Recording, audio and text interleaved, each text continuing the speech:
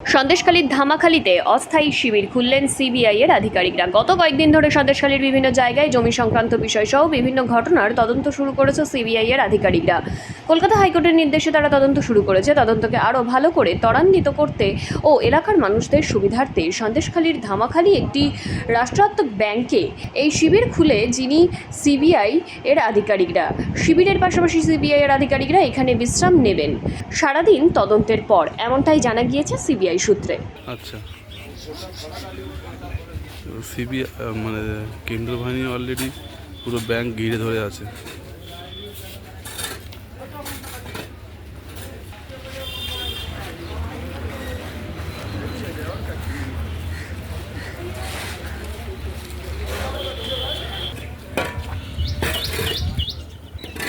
হুম